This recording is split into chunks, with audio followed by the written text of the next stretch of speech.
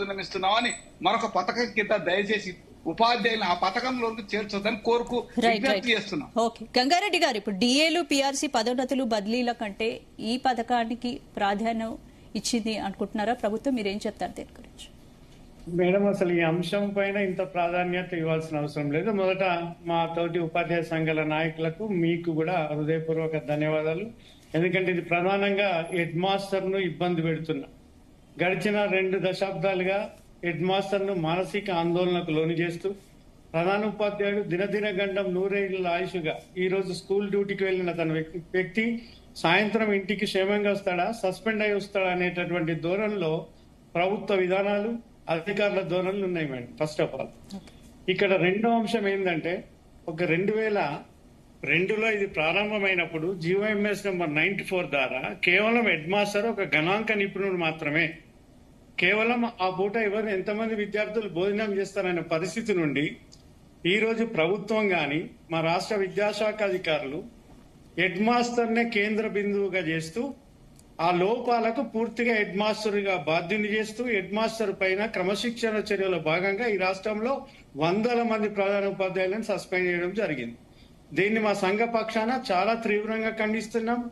ఈ ఎండిఎం నిర్వహణ కూడా అనేక మార్పులను మేము ఆశించి గౌరవ ముఖ్యమంత్రి గారికి, మా రాష్ట్ర ప్రభుత్వ పెద్దలకు కూడా ఎన్నో విజ్ఞప్తులు ఇప్పించినప్పటికీ కూడా ఇప్పటి వరకు ఆ సమస్య పరిష్కరించబడలేదు.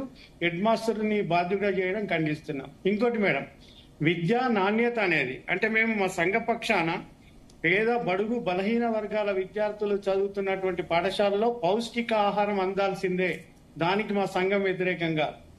కానీ అదే సమయంలో head master as head of the institution గా తాను ఏ అంశాలపై ఎక్కువ ఫోకస్ పెట్టాలి, విద్యార్థులలో నాణ్యమైనటువంటి చదువు, ఎకడమిక్ స్టాండర్డ్స్, అవుట్కమ్స్, లెసన్ వారీగా ఏ రకంగా విద్యార్థులలో పెంపొందించాలి, తన అమూల్యమైనటువంటి సమయాన్ని విద్య యొక్క అకాడమిక్ స్టాండర్డ్స్ ని ఇంప్రూవ్ చేయడానికి కేటాయించిన హెడ్ మాస్టర్ ఈ రోజు పెద్ద పెద్ద స్కూళ్లలో ఎక్కడైతే 100ల సంఖ్యలో పిల్లలు ఉన్నారో అక్కడ హెడ్ మాస్టర్ తన భూమిక మర్చిపోయి కేవలం ఆ రోజు వంట వార్పులకే ప్రధానంగా చేయడం వలన విద్యా నాణ్యతనే రాష్ట్రంలో కుంటుపడతా ఉంది.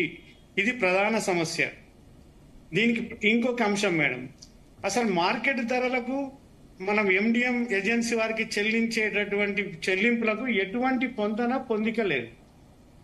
ఎగ్ కాస్ట్ 6 రూపాయలు ఇస్తున్నాం, మార్కెట్ లో ఈ రోజు 7.5 నుంచి 8. గ్రామీణ ప్రాంతాల్లో పొంతన లేనప్పుడు నాణ్యత ఎలా వస్తుంది? గంగారెడ్డి గారు, మెయిన్ నాణ్యత చూస్తారు. పిల్లలకు ఆరోగ్యకరమైన రుచికరమైనటువంటి భోజనం పెట్టాలి. అది పిల్లలకు పెట్టినారు పొద్దున, మీరు ఇప్పుడు అఫ్ కోర్స్ మీరు రిజెక్ట్ చేస్తున్నారు, మీకు పెట్టినా కూడాను. అసలు గిట్టుబాటు ధర కాకుండా ఇస్తే ఏజెన్సీలైనా ఏం చేస్తాయి? ఎంతవరకు నాణ్యమైన భోజనం పెట్టే అవకాశం ఉంటుంది? అందుకే సార్ ఇది మీకు అదే విజ్ఞప్తి చేస్తున్నా సార్. ఇది అసలు నాణ్యమైనటువంటి క్వాలిటీ ఫుడ్ కావాలంటారు, నాణ్యమైన మార్కెట్ కు అనుకూలమైన ధరలు ఇవ్వకుండా ఇది హెడ్ మాస్టర్ ను ఎండిఎం ఏజెన్సీ వారికి ఒక యుద్ధ వాతావరణాన్ని నెలకొల్పేటువంటి పరిస్థితి ఏర్పడ్డది. కనుక మేమేమంటున్నామంటే సార్, విద్యార్థులకు పౌష్టికాహారం అందించాలంటే ఫస్ట్ మార్కెట్ ధరలకు అనుకూలంగా మెనూ నిర్ణయించాలి. కేంద్ర ప్రభుత్వము ఒక కర్రీ చెప్పమని ఎండిఎం ఏజెన్సీలో చెప్తే అదే ధర ఇస్తూ వీళ్ళు 2 కర్రీలు చేయమంటే ఒక్క కర్రీ రేటుకు 2 కర్రీలు ఏ రకంగా పేదవాడే, ఇప్పుడు పిల్లలే కాదు, బడుగు బలహీన విద్యార్థులే కాదు, మా ఏజెన్సీల వాళ్ళు కూడా బడుగు బలహీన వర్గాల వాళ్ళే. మరి వాళ్ళ ఇంటి నుంచి ప్రతి గుడ్డుకు 2 రూపాయలు అదనంగా కలిపి నాణ్యమైనటువంటి భోజనాన్ని ఏ రకంగా తను పెడతాడు? మరి అటువంటి భోజనం సరఫరా చేయకపోతే కేవలం హెడ్ మాస్టర్ని ఎందుకు బాధ్యతలు చేస్తారు? నియామకం చేసినటువంటి ఎంఆర్ఓ పక్కకు పోతాడు, జిల్లా విద్యాశాఖ అధికారులు పక్కకు పోతారు, కేవలం హెడ్ మాస్టరే బాధ్యుడా? హెడ్ మాస్టర్ మీద చర్యలు ఎందుకు అని మా సంఘ పక్షాన అడుగుతున్నాం. ఓకే, హనుమంతరావు గారు చాలా మంది ఉపాధ్యాయ సంఘం నుంచి మాట్లాడారు, ఇప్పుడు దాకా ప్యానల్లో మాట్లాడారు, మీరు చూశారు. అందరూ కూడా మాకొద్దు, మేము కొనుక్కొని తినగలిగే స్తోమత ఉంది, అవసరమైతే ఆ నిధులను కూడా విద్యార్థులకే వెచ్చించండి అని చెప్పేటటువంటి పరిస్థితి మీది. అదే వాదన ముఖ్యంగా కొంత సోషల్ మీడియాలో సర్క్యులేట్ అవుతుంది. మీరు డిఏ పిఆర్సీల కోసం ఎక్కువగా ఫైట్ చేస్తున్నారు. డిఏ అంటే ప్రస్తుతం ప్రభుత్వం తీసుకున్న డెసిషన్ ప్రకారం డైలీ అన్నము, పిఆర్సీ అంటే ప్లేట్ రైస్ కర్రీ అనే సిచ్యువేషన్ ఉంది అనేటటువంటి మీమ్స్ ని ట్రోల్ చేస్తున్నటువంటి పరిస్థితి. ఏం చెప్తారు? నమస్కారం అండి.